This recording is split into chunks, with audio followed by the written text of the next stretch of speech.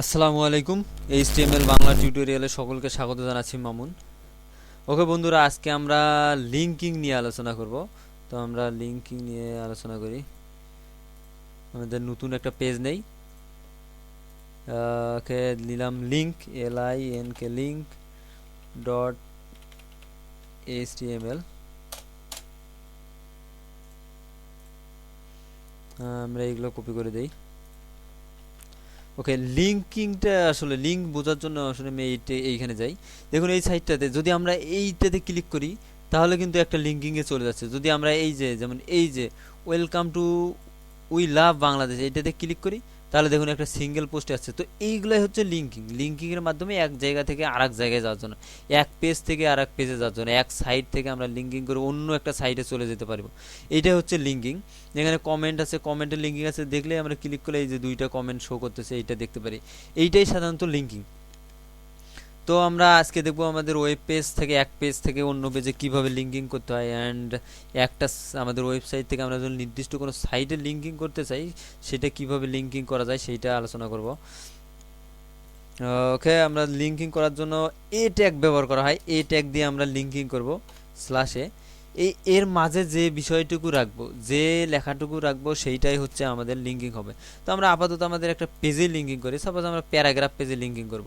এই লিঙ্ক থেকে ক্লিক করলে প্যারাগ্রাফে চলে যাব।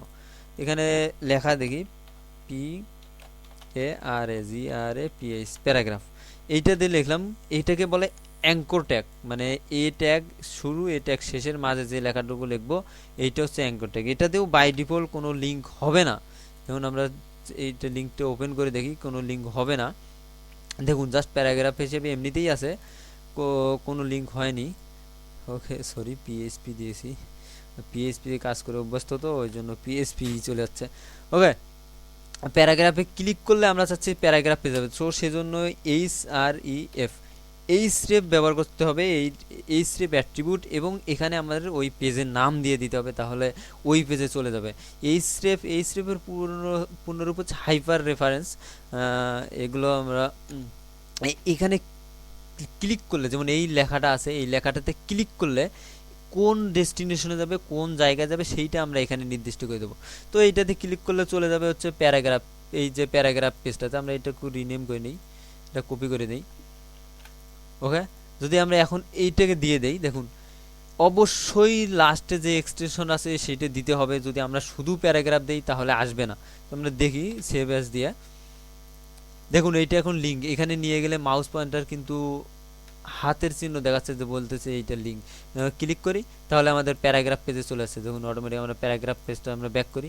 প্যারাগ্রাফ যদি আমরা অন্য কোনো পেজ দেখতে চাই, সাপোজ আমরা ক্লিক করে টেক্সট ফরম্যাটিং পেজটা দেখব, এটা ক্লিক কপি করে নেই। এই জায়গায় জাস্ট আমরা প্যারাগ্রাফের জায়গায় টেক্সট ফরম্যাটিং দিই। আমাদের এখানে কি থাকলো সমস্যা নেই। দেখুন আমাদের জাস্ট আমরা লেখছি প্যারাগ্রাফ, কিন্তু আমরা লিঙ্কিং করছি টেক্সট ফরম্যাটিংয়ে, তো আমাদের টেক্সট ফরম্যাটিংয়ে চলে যাচ্ছে। এই জায়গায় যেটা ব্যবহার করব, আমাদের এই ট্যাগের মাঝে যেটুকু ব্যবহার করবো এইটাকে বলে অ্যাঙ্কর ট্যাগ। এই অ্যাঙ্কর ট্যাগ আমরা নির্দিষ্ট করে দেবো আমরা যা ব্যবহার করছি, এবং এখানে আমরা দিয়ে দেবো আমাদের পেজের নাম, আমরা যে পেজে যেতে চাই। তো আমরা এখান থেকে প্যারাগ্রাফ ক্লিক করে আমরা টেক্সট ফরম্যাটিং পেজে যেতে, তো টেক্সট ফরম্যাটিং পেজে চলে যাচ্ছি। তো আমরা এইভাবে একটা আমাদের পেজে, আমাদের ওয়েবসাইটের এক পেজ থেকে অন্য পেজে লিঙ্কিং এভাবে করব। কিন্তু যখন আমরা আমাদের সাইট থেকে, আমাদের ওয়েবসাইট থেকে অন্য কোনো ওয়েবসাইটে চলে যেতে চাই, তারপরে এটার একটা কপি করে দিই।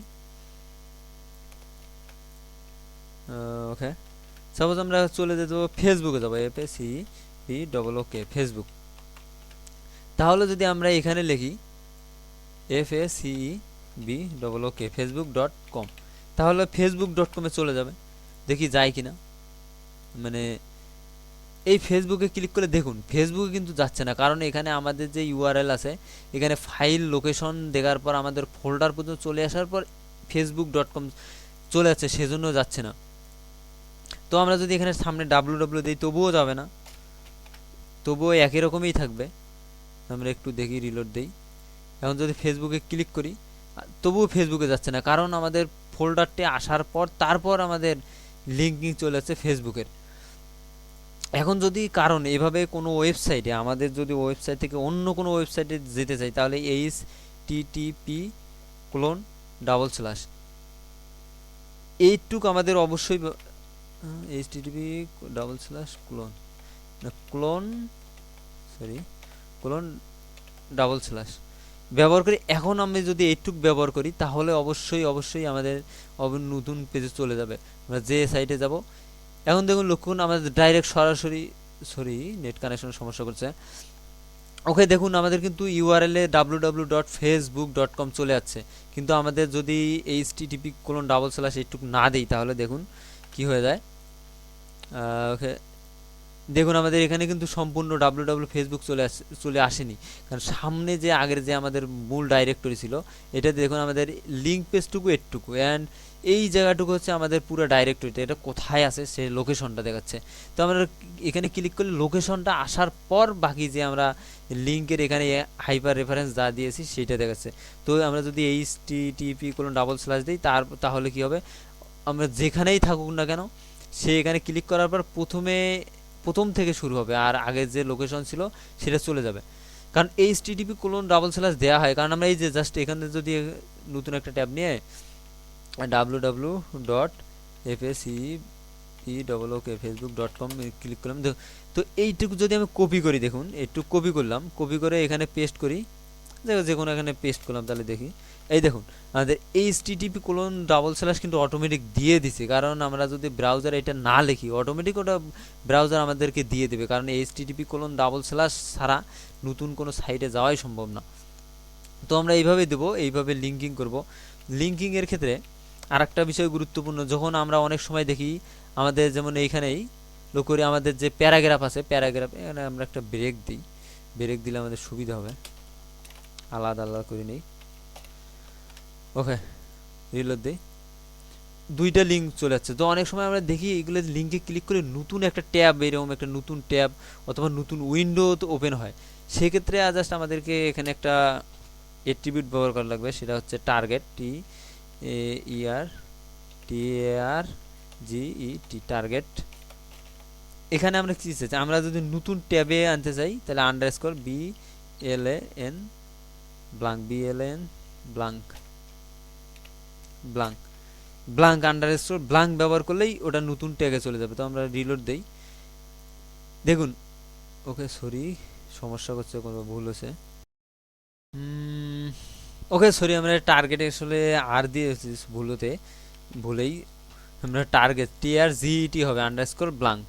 তো আমরা যদি এখন দেখি টার্গেট ব্লাঙ্ক, এই যে অবশ্যই আমরা যদি কোনো অ্যাট্রিবিউট আমরা আসলে লক্ষ্য করিনি, অবশ্যই দেখেন নোটপ্যাড প্লাস যেটা কালার চেঞ্জ হয়ে গেছে, কিন্তু যদি যখন আর দেওয়া ছিল তখন কালারটা চেঞ্জ হয়নি, এতে এরা বুঝতে পারবো যে আসলে এটা সঠিক হচ্ছে কিনা। তো এখন যদি আমরা ক্লিক করি দেখুন নতুন ট্যাব, আমাদের এই ট্যাবটি আগের ট্যাবটি কিন্তু আছেই, এটাতে ক্লিক করে নতুন একটি ট্যাবে ওপেন হচ্ছে। তো এইভাবে আমরা আন্ডারস্কোর ব্লাঙ্ক দিয়ে নতুন ট্যাবে ওপেন করতে। অ্যান্ড আমরা যদি চাই যে না নতুন কোনো ট্যাবে ওপেন হবে না, তাহলে আমরা যদি সেলফ দেই, সেলফ দেই, তো সেলফ দিলে আসলে নতুন কোনো ট্যাগে ওপেন হবে না, ওই ট্যাগেই থাকবে। এটা ক্লিক করে জাস্ট ওই ট্যাগেই থাকতেছে, এটা বাই ডিফল্ট সেলফ থাকে। তো আমরা সেলফ না দিয়ে ব্লাঙ্কও দিতে পারি, ব্লাঙ্ক দিলে আমাদের নতুন ট্যাবে ওপেন হবে। ওখানে দেখি ওকে নতুন ট্যাবে ওপেন হচ্ছে। তো এইভাবে আমরা ওয়েব পেজে একটা পেজ থেকে অন্য পেজে লিঙ্কিং করতে পারি, অথবা আমরা একটা সাইট থেকে অন্য সাইটে লিঙ্ক। তো এই বিষয়ে আর একটু বিষয় লক্ষ্য রাখি, তো আমরা যদি নতুন একটা ফোল্ডার থাকি, দেখি ফোল্ডার নিলাম, নিউ নামে ফোল্ডার নিলাম। এখন যদি আমাদের পেজটি যে কোনো একটা পেজ, যারা আমরা এটাতে লিঙ্কিং করছি হলো টেক্সট ফরম্যাটিং, যদি আমি টেক্সট ফরম্যাটিং পেজটা একটা নতুন ফোল্ডারের ভিতরে থাকে তাহলে কি হবে, তাহলে দেখি এখন লিঙ্কিং হবে কিনা। ক্লিক করি, ওপেন হচ্ছে না, কিন্তু ফাইল পাচ্ছে না, কারণ আমাদের পেজটি আছে ফোল্ডার আছে, একটা ফোল্ডারের ভিতর আছে, সেক্ষেত্রে আমাদের ফোল্ডারের ভিতর দেওয়া লাগবে নিউ স্ল্যাশ করে উপরে দিলাম। এখন যদি আমরা ক্লিক করি তাহলে কিন্তু দেখতে পাবো, ক্লিক করি দেখুন আমাদের HTML এর পর নিউ হচ্ছে এবং তারপর লিঙ্কিংটা চলেছে। তো এই বিষয়টা অবশ্যই গুরুত্ব সহকারে লক্ষ্য রাখতে হবে, যেন আমরা যদি কখনো এটা কপি করে রাখি দেই, বাইরে একটা পেস্ট করি। ওকে তো নতুন যদি ফোল্ডারের ভিতরে থাকে, ওই ফোল্ডারের ভিতর যদি আমরা এক ফোল্ডার ভিতরে যেতে চাই তাহলে অবশ্যই আমাদের ফোল্ডার নেমটা দিতে হবে। তো আর একটা বিষয় করি, এটা কপি করে দেই আর একটা এখানে, তো লিঙ্কিং এই লিঙ্কটা ওপেন করি, তাহলে এইটা হচ্ছে আমাদের ফোল্ডারের ভিতরের লিঙ্ক, এটা ফোল্ডারের বাইরের লিঙ্ক। যদি আমরা ফোল্ডারের ভিতর থেকে বাইরে চলে আসতে চাই, সাপোজ বাইরে এখানে লিঙ্ক দেই, LINK লিঙ্ক কেটে দেই, এখানে আমার ভিতরে লিঙ্ক আছে, এটা একটা জাস্ট নতুন একটা সরি এইটার নতুন একটা নেম দেই, link to. Okay, link to এইটাতে আমরা যদি ক্লিক দেখি, দেখেন এইটাতে যদি আমরা প্যারাগ্রাফে ক্লিক করি তাহলে আমরা লিঙ্ক নামে চলে আসতেছে কিন্তু পাচ্ছে না।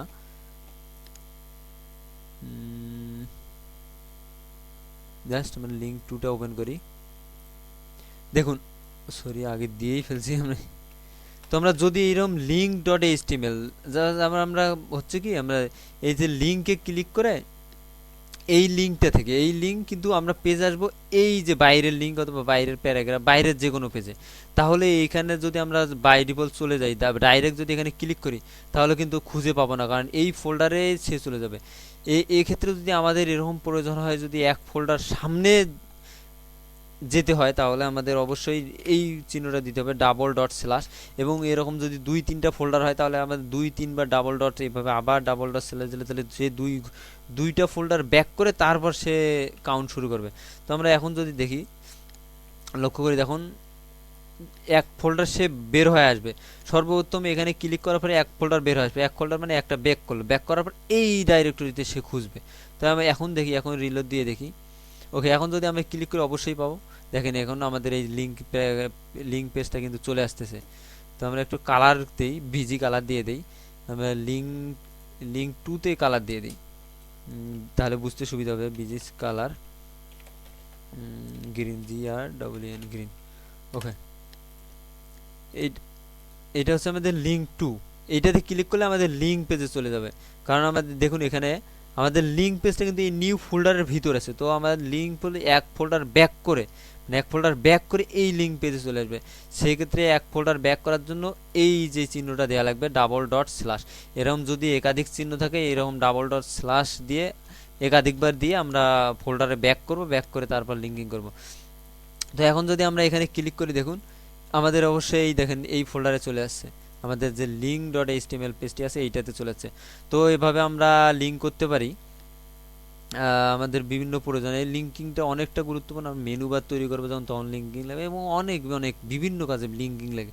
এমন একটা ওয়েবসাইট লিঙ্কে পরিপূর্ণ, মানে লিঙ্কেই বলা চলে, অনেক অনেক লিঙ্ক ব্যবহার করা হয়। তো আপনারা লিঙ্কটা অনেক ভালো করে প্র্যাকটিস করবেন, লিঙ্কটা অনেক অনেক গুরুত্বপূর্ণ। সো আজ এ পর্যন্তই, ধন্যবাদ সবাইকে, আল্লাহ হাফেজ।